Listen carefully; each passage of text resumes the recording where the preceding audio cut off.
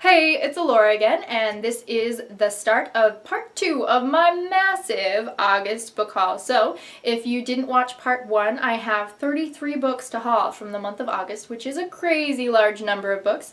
So, I'm going to get right into part 2. Ooh, the archived. I have heard nothing but amazing things about Victoria Schwab and her novels. And this one just looks creepy as heck. And I'm not generally into creepy books, but I figure maybe I'll pick it up sometime around Halloween. Give it a shot. It's beautiful. If I don't like it, at least it looks pretty on my shelf. Okay, we're back to this series. So I have the first book in the Shatter Me series, and this cover is also gorgeous. So I did have to order this book because no one had it locally. But I am so happy with this cover, and I'm excited to read this series because I have heard good things about this series, so we'll see. And then I also got the novellas, the set of novellas that go in between the second and the third book. If you notice, the eyelid is closed on this one, so it actually makes sense. You can tell, not just because of the thickness that it's a novella, but so now my life is complete because I have this complete series, although they're not all paperback. I wish that they were all even, but they're beautiful, so I'm super happy about these. I'm just, love them. This next book I am dying to read. This is one of the next ones that I'm planning on reading right now, and it is called Forbidden, and this is a story about incest. And I know that sounds awful, and you're probably thinking, Alora, why in the world would you want to read a story about incest? I mean, that's not happy, and you like happy things. All of the reviews say that this author, Tabitha Suzuma, handles this very, very tastefully, and I'm fascinated by the concept of siblings falling in love with each other. And I must say, I don't have any siblings, so that's probably why I have a higher tolerance level for being able to read this book, but I'm looking forward to it. I'll definitely do a review once I've read it. I decided to lighten things up with Anna and the French Kiss, which is one of the most popular contemporary novels right now, and I am so behind on the trend of reading it. I have not read this one. I have not read Lola and the Boy Next Door. I know Isla and the Happily Ever After just was released this last month, and so I'm hoping to catch up on this. I will read it directly after having read Forbidden so that I can, have a little bit of hope for humanity or something. I'm not sure.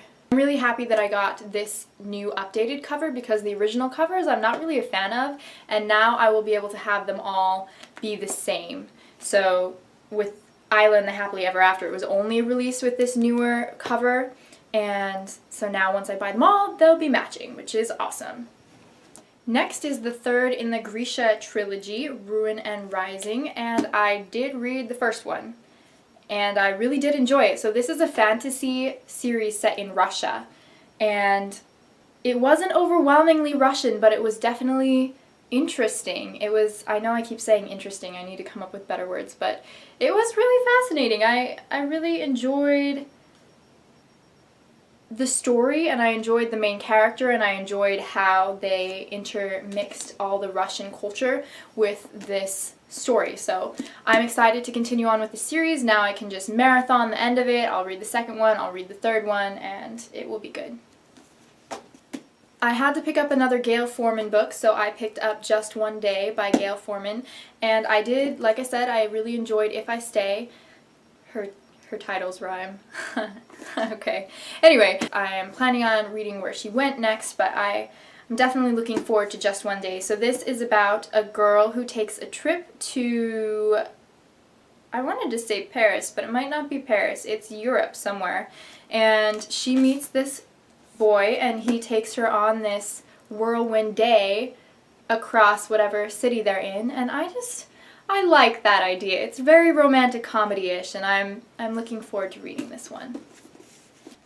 This next book, let me tell you, has a gorgeous cover and is haunting, and I'm just really looking forward to reading The Unbecoming of Mara Dyer. It is up there on my TBR list right now. I can't even tell you. It's just, oh my goodness. So this is about a girl who wakes up and she's very confused, and so the plot line revolves around her trying to figure out if she is in fact insane.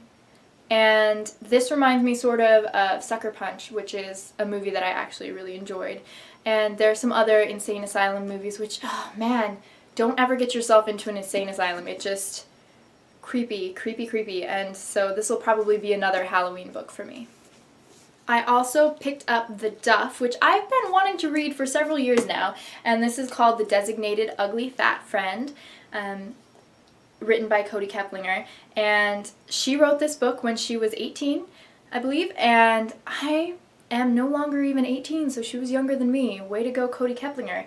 I'm really excited to read this book. It seems, I've heard that she's super snarky, got an awesome sense of humor, and that she just deals with this topic really well, so I'm looking forward to reading this one. The next book may rival the Shatter Me series for most beautiful cover, and that is The Queen of the Tearling by Erica Johansson. I just it's shiny and it's beautiful and it's gold and I just love it, and it even has one of those little bookmarky things that you can use, and man, I'm going to be real here. I read this book before I purchased this book. I read it as an ARC from Fireside and I enjoyed it. I'll talk about it in my August wrap-up.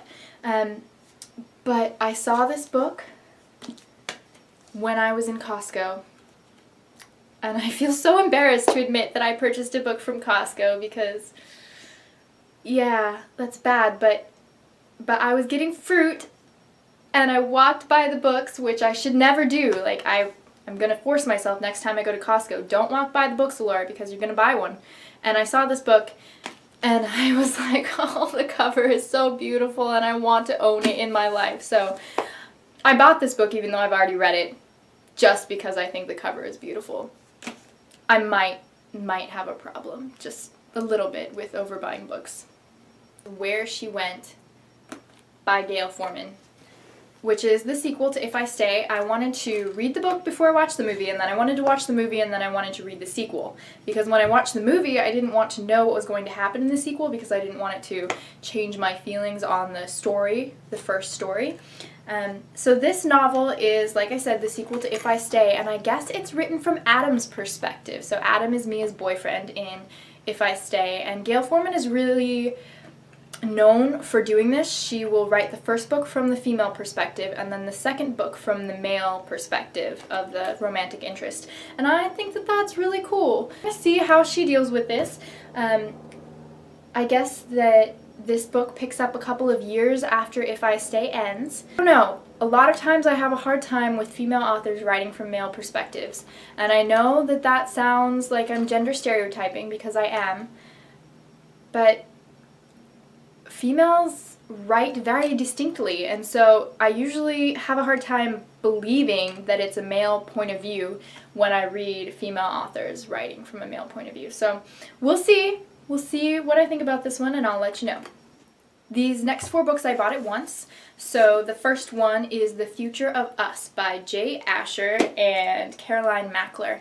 Now, I read 13 Reasons Why by Jay Asher, and I really enjoyed it. I thought that he handled the topic of suicide very well, and this book is not about suicide, but I'm intrigued. I think that it's going to be interesting.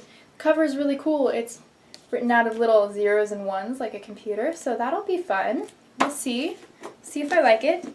The next one is Shipbreaker, and I have heard so many rave reviews about Shipbreaker, and I have yet to read it, so I picked up a copy. The next one has a beautiful cover, and that is Beta by Rachel Kahn. I don't know anything about this book, except for that it's purple, and there's a girl on it who is purple. I have Where Things Come Back by John Corey Whaley. Now, this is the author of the recently published book Noggin, which has been really highly acclaimed on the booktubing community, so I thought I should probably start reading some of his books, so I decided to go with Where Things Come Back, and I've heard that this book is really similar to the book that's about to be released in paperback, The Shock of the Fall, which I am going to read and review sometime in the next month or two. It comes out in paperback in November, so I figure I'll do that closer to the time when it comes out, but I'm looking forward to reading this, and it won some awards, which I don't necessarily always trust, but That's cool. Good for you, John Corey Whaley. Alright guys, we are down to the last 2 books. Here we go. We have Maybe Someday by Colleen Hoover, which is a new adult novel. I haven't read that much new adult, so I thought I would try this one because everyone loves Colleen Hoover. I don't love Colleen Hoover, but it was okay. I'll talk about it in my August wrap-up, so you can hear about it more there if you want to know more.